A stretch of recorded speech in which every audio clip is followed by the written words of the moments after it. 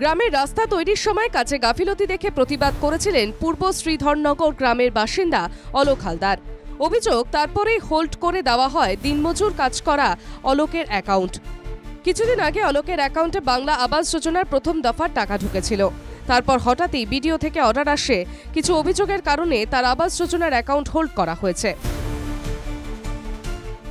অনেক ছাদ ফেলা ঘর আছে, তারা অলরেডি তাদের পাশে রান্নাঘর, কেউ ঠাকুর ঘর বানিয়ে তারা সেটা টাকাটা তুলে নিচ্ছে। তাদের বেলা অসুবিধা হলো না, আমার বেলা অসুবিধা হলো, কারণ আমি প্রতিবাদ করেছি বলে। তাহলে এই দেশের এমন পরিস্থিতি হয়েছে যে আমি কোনো প্রতিবাদ করতে পারবো না।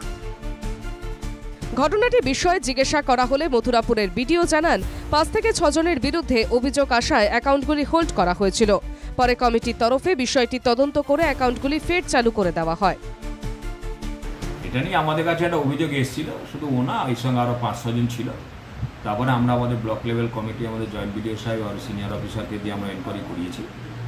দেখেছি এটা অনেকটাই ঠিক আছে, দে আর এলিজিবল, এবং আমরা ব্যাংকে চিঠি করে তাদের অ্যাকাউন্ট আনহোল্ড করে দিয়েছি।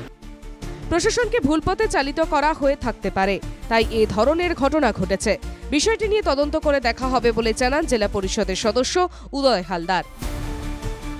ঘটনাটা পুরো জানা নেই বা আমি খোঁজ নিয়ে দেখবো বিষয়টা। তবে অনেক ক্ষেত্রে এটা হতে পারে সরকারকে, প্রশাসনকে যদি মিসগাইড করে, আর সেক্ষেত্রে যদি অনেক কিছু কন্ডিশন ছিল শর্তের মধ্যে যদি থাকে, হয়তো পরবর্তীকালে প্রশাসন জানতে পেরেছে, সেক্ষেত্রে হয়তো হোল্ড করতে পারে। স্কুলে ইট বালি সিমেন্ট কিনেছে, এখনো পড়ে আছে ইট বালি সিমেন্ট, তাদের অ্যাকাউন্ট হোল্ড করেছে। এখন কথা হচ্ছে এদের বিরুদ্ধে অভিযোগ কে করলো তার কোনো সদুত্তর নেই, কোনো আমলারা এর সদুত্তর দিতে পারছে না। আমরা জানতে চাইছি, আমাদেরকে সদুত্তর দিচ্ছে না। আমাদের কাছে একটা প্রশ্ন, যদি এরা গরিব মানুষ হয়ে তদন্ত করে এদের তালিকাতে নাম তোলা হলো, তারপরে কেন বা তাদের অ্যাকাউন্টটা হোল্ড করা হলো? দক্ষিণ 24 পরগনা থেকে অরিজিৎ মণ্ডলের রিপোর্ট, এনকেটিভি বাংলা।